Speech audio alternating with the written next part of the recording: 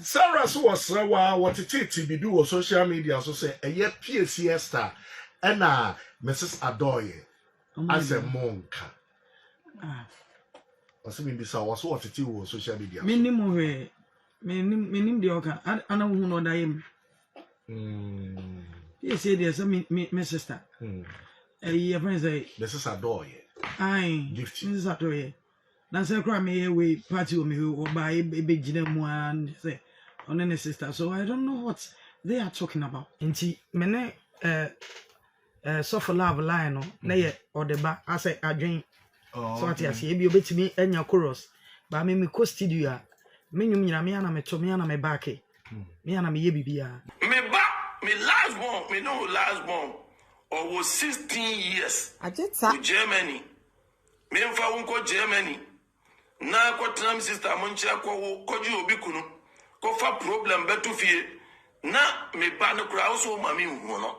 O mame ne nkasa. I did that. From wa Christopher. Usu ye Christo ni utu nyamenyom. Usuban wa brabo ben. Ena kire se wo ye Christo ni.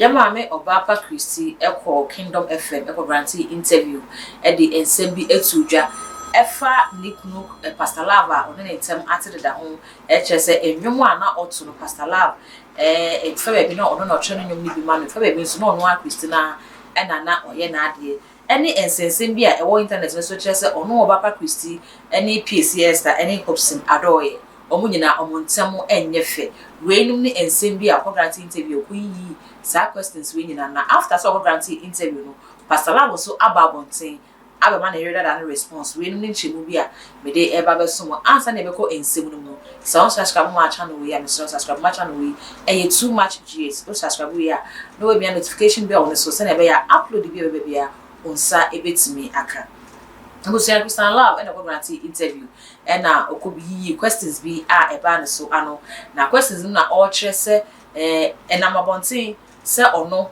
PCS that any hopes in Adoye go for me saying omuntem enye fe na as a gospel fraternity ne kra no asumdwe enim kisala which say sansem we nyina no kra bi eni whatever be that you it's life. Sorry I say. But when happy is happy me, I have to happy the happy. 0241 0241 30 30 0662 0662 Bobo what's your mommy 0241 0241 300 662. Yes, we besides our prices also and moderate Prices for program. Aye.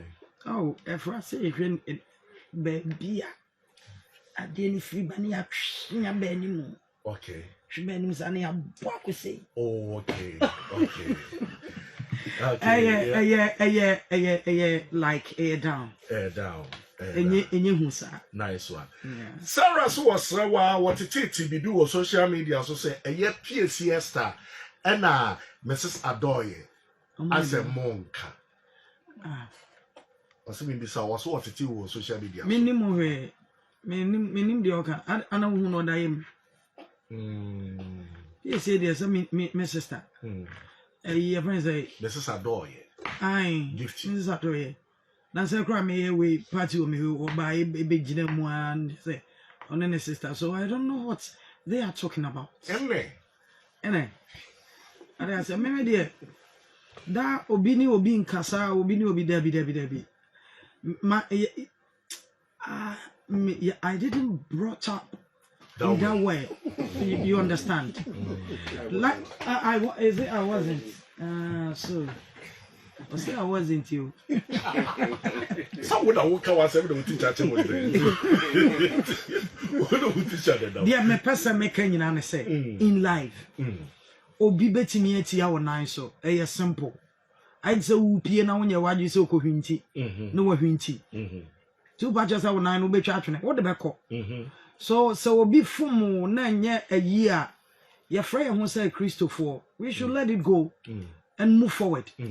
As I say, a senator Macron and say, come on up and maybe Obaapa saying fried rice, you never say me feel it. Okawano. And so Messade way. Allah. Messade Senare. So to the best so we should stop only in Kasa what Debbie. I'm said that I think say honum I'm fulfill say be our gospel fraternity though. Adoye ni monomoni or you imagine. Some say make just so ofilo or lips pa. Some so no wine. O fan. I make us Sammy Tuga. Debbie. The Sammy Tuga grab me basso. Now was also ofilo or lips. Medana say no in shana alive. Ebi big so heavy. Okay. Yeah, the uncle will be feeling those. Me pacho wanyaka also aware almost married to who? Married to my husband. Hey, na dear say na so bibia na be ready. That is a catch now. What catch na be sana re? And the person who only bani. Malech I told you. Young Poana. Him break it crap. I told you. Yeah. I never could say Yana Ghana for Kawas and Pass. I didn't see no more. I was near way etching na Christian lab, a course or a chair say, only kunu pastor lab de omuntem at crowded dada. Say be pastor lab cry only no na time na only kunu pastor lab et ho say aware phone na nenyum to na oto no ono ye bi na pastor lab nso eye bi enu ntenya say pastor lab na etro nyum ni nyina edema no ai pastor lab ye bi ma no de na nso na eye nsa ko na nsa ba omienu na mo sasa adwen eka bom na enyum no etimi aba bontin on say ayet say de mfaso wo abeso no say ana me hu ni say nyame aye me so what you say abehu bibia so wo mfaso so bo hu ni me hye na ha me obi a wo de ho bo me a enyum no wonim twere kra na metimi ama o god lands ama wo hu enyum ani so de yete okay so ni me hye no ena bia me no nam sesi ya no me wo me papa no mpanimfo bebro mutimi oso ba menya asem bia de pam some de ma na de yanyum so what you say bia making a word be and or the aba but I can use it to do something. Okay, that is me. Okay, nti mene so for love line no na ye odeba ase adwen so what you say bia obetimi enya chorus ba me ko studio a me nyum nyina me ana me to me ana me back me ana me ye bibia nti no like it goes it comes so what you say ase me de ba no de aba okay sa na ete ba osua ni die na ankasa de wono no o chere gu pipa so okay asa to e de gu your friend is saying cassette so okay. That time ana cassette wo ho no to no de wo chere ankasa ba when de I say o wanya asem kakra there na de share be de any e studio kra engineer kra timi ma yensem so what you say because adwen chere mpanimfo se ani ba kofo tirim sa na nwom te wo pese wo kɔ wani mu a utie first na wo studio no bi be round my say o be wi amenwom nti na watopunu mene nte sa so what you say because maybe e bia na nipa no e wa ideas bi a wo de mawa it will help you say like with time no with or no a year pastor love no bet you say wo project o more oh yeah the anti mechanism say no ye or ye mikuna menene wo ho so what you say I had to say my former husband so for lovers me nim say me ba wo bebisa and I'm just say na wo kuna wo no wa na worry say me nim no ba bia akra me nim no ba bia akra bi like me nim no like me hu na che okay. So what's the best channel? But here's the case also. I know so as we say no. I don't know say yeah na maybe one can say oh me ex is so far as I want to know about it still no. Oh the Interbusia Christian lab edisa ensemi nyina etudwa. E na pastor lab so aso life ato ne so. E na o kire se bunia ye we eya kai na kama ye bia ma.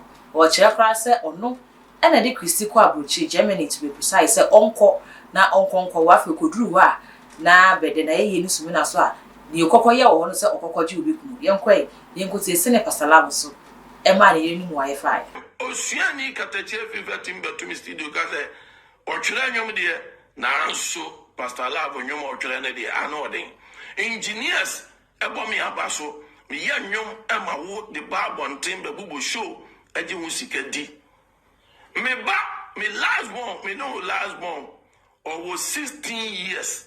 To Germany. Me mfa unko Germany. Na kwa tram sister moncha kwa koju obikuno. Ko fa problem betu fie.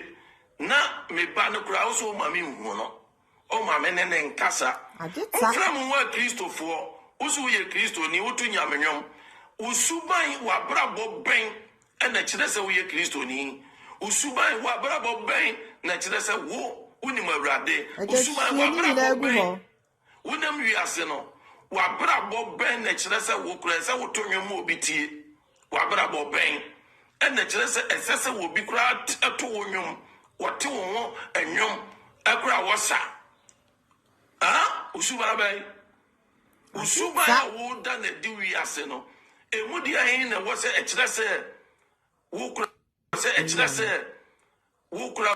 Interbusia Pastor Love was response and a bokoti na bi wukra chese nka sa response we kra ehu ehia de chese nipa no woni ne ntam ate ya ne woni de no ni kodemum ne aka no na nka ye mo ho ban se ade no wadoma chede ya talent utimi de tronyom ne de adwentufo bebre wo tronyom na fama omo na omo ntu da sa we dada na anyi waya omo aka wo tronyom ne de mo ka omo de bia na omo betimi ayi waye de bi so kra chese Christian so wan kan ne bone so odi tumu se an enwum ne de ochi obi ma no e no no so echi obi na the fact se onu wagia de se so the credit nyina e ma no no so ye e wo se okane hu se e ya adwen sa sai e na mu na mo sa sai wan ko nyina ba bia a mo wudin bone nti de nti na wo se wo ba na ba keka sansem wo nyina fa na wo kire kra se na bra ba wo bokra enso nyame ani we rim ne ensem bi amafo no so e kan era we enim ne ensem bi a omanfo no so e kire wo mu adwene e wo ho ma ye ho se ne wo so usigi video ifa na se ne wo so wadwi esitie e wo Pastor Love response any interview ye mame Obaapa Christy e ko grantee ye e wo comment section wa fa wi a hi to magie se won ya mesro subscribe ma channel we na mi adoma no se ne be ya upload bi a won sa ebetimi aka ko Facebook so a e too much gh